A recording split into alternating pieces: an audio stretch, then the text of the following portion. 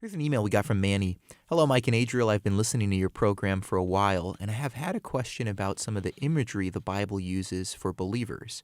Verses like Romans 8:15 call us adopted sons of God, while in chapter 1 of the same book and other places we are bondservants and slaves of God, being bought from slavery to sin.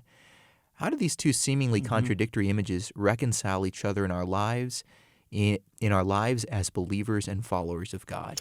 Yeah, super question, Manny. I've wondered about this too at times, and really it's both. In every other relationship we know of, to be a slave is to be used, even abused, in the interests of someone else.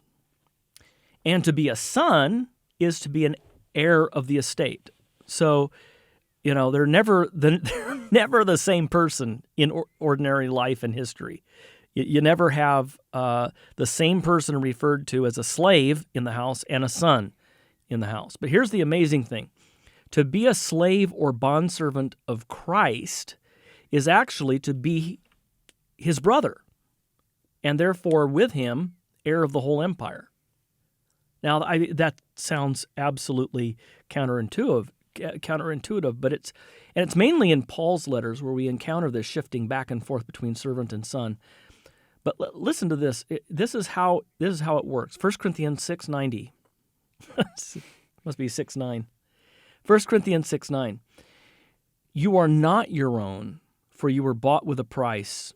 So glorify God in your body. Now just think about that. It's just 3 sentences, but they're packed.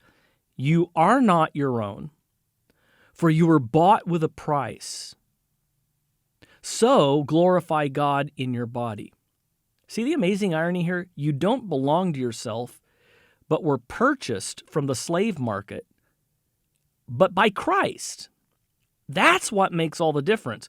We were redeemed from one master by another. Our former master bought us, owned us, only for bondage and shame leading to death. But our new master, who bought us from the slave market, who purchased us from being under the mastery of sin and death, has given us freedom, justification, adoption, and new creation life.